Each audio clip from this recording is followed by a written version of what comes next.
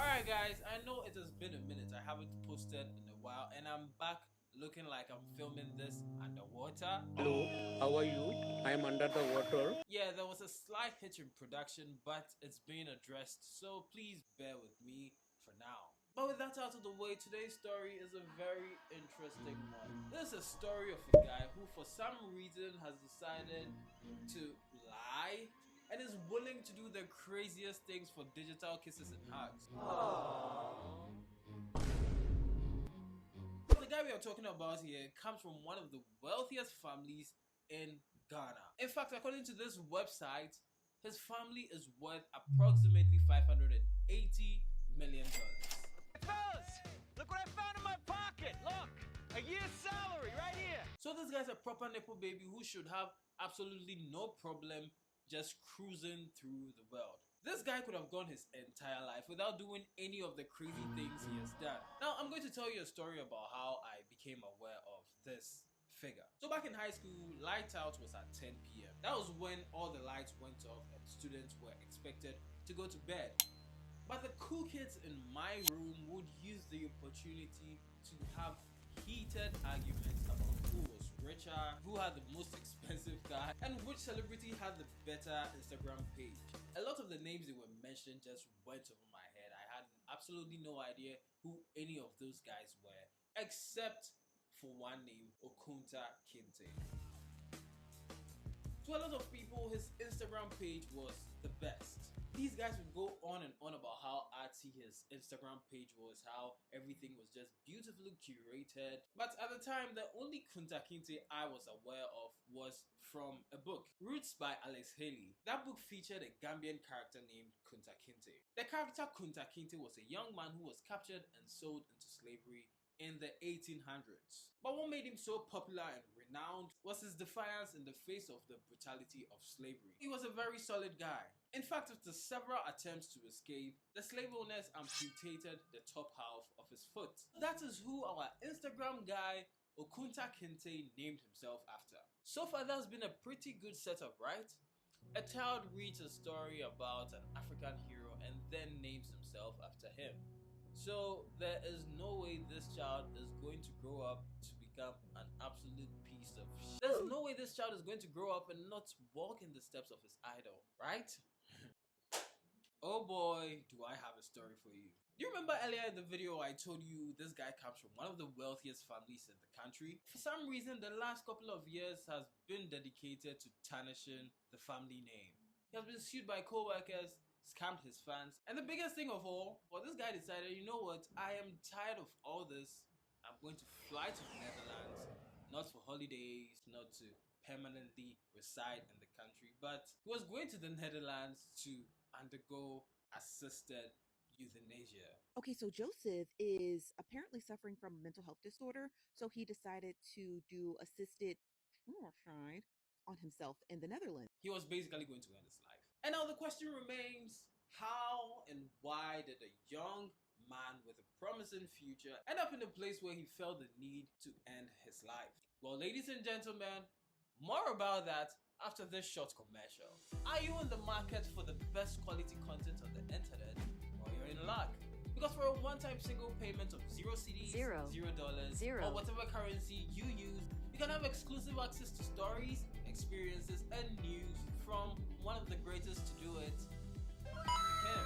He's right. Now wouldn't you like that? So what are you waiting for? Go ahead and click the big red button below to join the biggest channel on YouTube. Don't miss this one-time opportunity. Now, back to the video. Now, where do I even begin with this guy? I think it's appropriate to start with a proper introduction. This is Joseph Awuah-Darko, also known as Okuntakinte, who was born in Middlesex in London before moving with his family to Ghana, where he schooled in Ghana International School, one of the most prestigious and top schools in the country. But one thing about rich people, especially the kids, is they have rich people problems. Stay with me. There are things the anti-best of the world, like you and I. There are things we would consider a once-in-a-lifetime opportunity, but rich people, and in this case young Joseph, considered a very destructive event in his life. In 2008, former US President George W. Bush visited Ghana, and Joseph was one of the few people who had the opportunity to perform the Ghana national anthem for the man. And make our nation great and strong. And tell me who wouldn't love that opportunity? I personally would put that on my CV. Oh, I would. Performed for a certain US president circa 2008.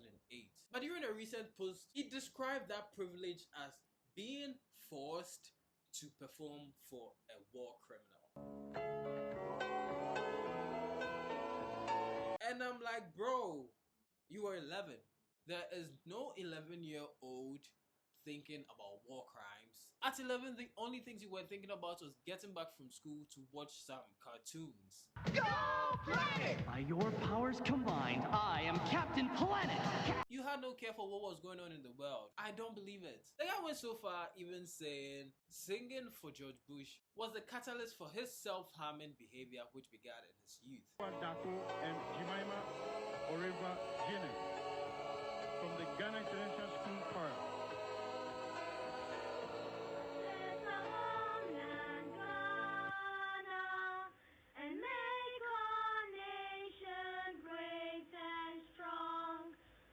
I have given that a lot of thought because surely performing for someone like that at a young age could have been nerve-wracking. He could have been nervous, anxious, whatever.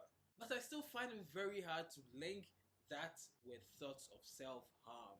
But there were other instances, other interviews where he presented that same event as an opportunity, saying he was one of the few chosen to perform for George Bush. So which is it? But that, whether true or false, didn't really hurt anybody. What did was a failed attempt to save a dying industry. In 2020, when the pandemic had the whole world under lockdown, our guy came up with a brilliant idea. I think he has seen a couple of artists online, a couple of very good painters who did not have the proper infrastructure and connections to really push their art forward. So he decided to bridge those two by building an art residency. A place where artists can come, paint, get mentored, create beautiful art, and at the end of the day, be able to sell those pieces for good money. Very good idea. So he got in touch with these artists and they began working together. For a while, it seemed like everything was fine. It was all sunshine and rainbows. But in December 2024, a bombshell was dropped on us. We found out that some of the artists were not being paid their fair share. And one of them, Foster Sichama, was suing Okuntakinte for $266,000 US. Apparently, the agency was exploiting its artists. So these artists create the paintings, which is then taken and sold by Joseph and his team. Then the proceeds are supposed to be split 40-60. 40 for Joseph and his people, then 60 given to the artist. But here's the thing. Why do you only settle for 40% when you can have all of it? Why would you give them 60% when you can just take a huge chunk of it and put it in your pocket? Use your head. And that was basically what it was reported the agency and Joseph were doing to the artists. They make the sales and give the artists just something little, just some coins. But Foster wasn't the only victim. One person claimed that his art was stolen and sold. So while he would make some money on a few of his pieces, others would just disappear like magic. Now let's go to the most interesting part of this all. So if you are Joseph and your world is crumbling, there are videos being made about you, papers are being written about you, and everybody is just basically calling you a terrible person, what do? Do you stand up for yourself and face accountability? Or do you announce publicly that you are going to end your life? Well, our guy did not choose accountability. On December 6th, he announced to the world that he was going to fly to Netherlands to end his life. Apparently, his mental health had deteriorated so bad that the only way forward for him, he thought, was to do that thing. But before he did, just like any good magician, he was going to perform a final act. And this act was aptly titled The Last Supper.